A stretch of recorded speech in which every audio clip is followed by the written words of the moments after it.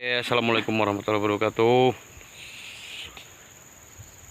Selamat ketemu lagi dengan saya Subindri ya, fishing angler.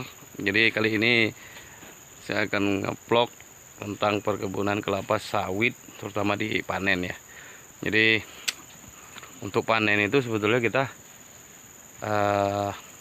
harus panen buah yang betul-betul matang dengan ditandai sudah memberondol 3 ya, kita pakai standar berondol 3. Nah, ini saya berada di sawit tahun tanam 2014 ya.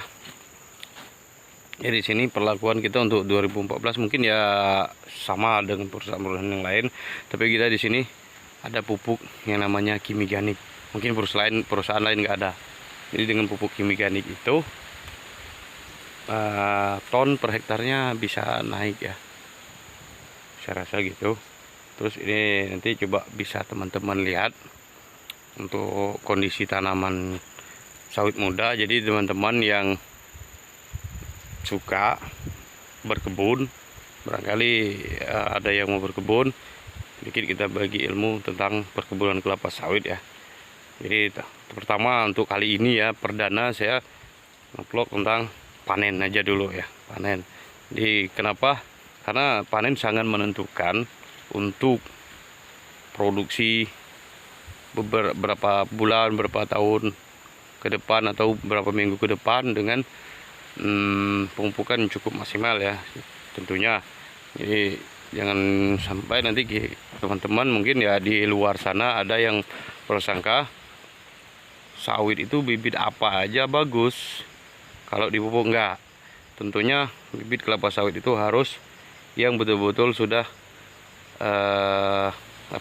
uji lab lah dari pusat penelitian kelapa sawit atau perusahaan tertentu yang biasa mengeluarkan bibit kelapa sawit. Nah, di sini saya akan mereview tentang kelapa sawit yang jenis bibitnya Sokpindo ya, Sokpindo, atau juga di sini udah campur-campur sih masalahnya karena ada sulam-sulaman ya, ada yang lonsum.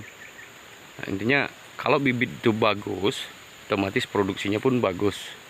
Jadi teman-teman yang di luar pengen coba berkebun kelapa sawit boleh, karena memang kelapa sawit itu menjanjikan untuk masa depan kita ya. Nah, jadi di sini coba kita lihat, ini salah satu contoh ya. Nah, ini salah satu contoh tanaman yang masih muda, usia 6 tahun, tahun tanamnya 2014. Dia masih dominan memproduksi, rata-rata janjung per pokoknya dia dapat 8 ya. Ini memang banyak sih, satu pokoknya 2, 4, 6, 12 di sini. Ini 12, tapi kita itu mengkalkulasinya dia per 4 bulan sekali guys, teman-teman ya. 4 bulan sekali itu produksi per bulannya 1000 ton ya. Jadi di sini nah ini bibit yang sama. Oke, kita lihat di situ ada pemanennya. Nah, ini dengan kondisi terawat seperti ini, mudah-mudahan produksinya itu bagus, bisa menjamin masa depan kita teman-teman, bagi yang pengen berkebun kelapa sawit. Dan bagi teman-teman yang pengen bekerja di perusahaan terutama ya perkebunan kelapa sawit, jadi bisa teman-teman nanti bertanya ya, bisa bertanyakan mana yang saya bisa jawab, ilmu yang saya bisa, saya akan jawab nanti di komen ya, jangan lupa komen. Nah, ini lumayan banyak ya. Ini kita menggunakan pupuk ekstranya Kimiganik, mungkin di perusahaan lain nggak ada ini pupuk Kimiganiknya.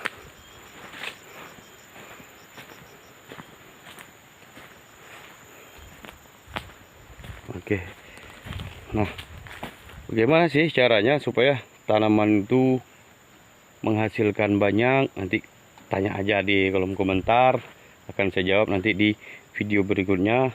Dan ini namanya mukuna. Jadi apa sih mukuna, nanti akan saya jawab lagi ya. Kalau teman-teman silahkan komentar bertanya tentang mukuna, tentang seputaran kebun sawit, boleh. Ya, ini perdana saya bikin konten tentang perkebunan kelapa sawit ya. Dan kebetulan saya bekerja di kebun kelapa sawit ya.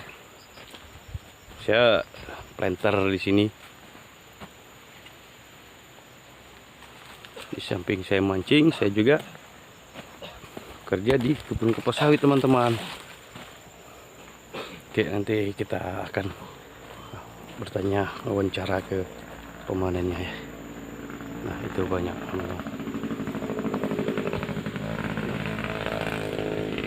Panen betul-betul harus matang.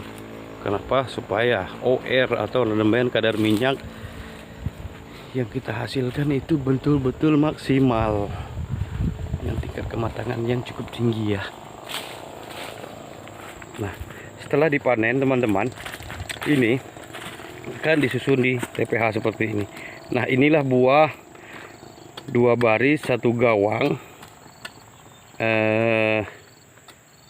Jumlah pokoknya itu 70 pokok teman-teman. 1 baris 35 dengan jarak tanam 9 meter. Nah, panen brondol harus dikutip habis dan di alasan karung seperti ini teman-teman. Ini berapa janjang Burhan? Subur? 35. Semua ini? Nah, 35 janjang. Coba teman-teman kalikan aja, itu 70 pokok dapat 35 janjang kali BJR-nya itu 10 kilo. 350 kilo, bayangkan 70 pokok. Jadi kalau 1 hektar kurang lebih 700 kilo lah, ini seperti ini. Oke, jadi panennya ini gimana Subur? Untuk kedepannya masih Ya, banyak potensi nggak ini? Ya, Ini habis masa trek ya? ada yang kita simpan lagi lah. Kita simpan lagi ya? Ya, kalau ada buah 3, matang 2, simpan 1. Oke. Jadi kalau petani sendiri punya kebun sawit, artinya ini dapat 1 ton lah ya 1 gawang ini. Ya, kalau petani kadang-kadang lebih. Kadang-kadang lebih ya. Ya yang belum gugur dia panen. dia panen ya. Kalau kita di perusahaan kita kan harus berondol. sudah berondol. Berondol berapa, Bor? Berondol 5 sampai 10 kalau kayak gini. 5 sampai 10. Aturan kita berapa? 3 sampai 5 kan? Ya, kalau Oke. sudah kayak gini kan sudah kayak gini. Sudah kayak gini, sudah lewat dari 10. Siap. Oke. Oke. Makasih ya, Bor. Sip. Oke, teman-teman, ini ancak si subur tadi. Kita review lagi, dia cukup bersih juga nih. Nah, ada lagi tata cara panen selain panen membrondol, ada yang lain lagi teman-teman. Nanti saya sambung lagi ya di vlog saya berikutnya ya. Nah, jadi sementara itu dulu ya untuk pertama di panen tadi ya. Untuk intinya kita panen harus buah matang. Supaya apa? Supaya minyaknya dapat banyak, OER namanya ya. Oke, nanti kita lanjut lagi spesifikasi panennya apa saja selain dari panen buah matang, supaya tanaman itu sehat ya. Tanaman kelapa sawit itu produksi banyak. Apa-apa aja langkah-langkahnya. Oke, nanti kita sambung. Dadah, makasih. Jangan lupa subscribe, like, share, and comment. Dah.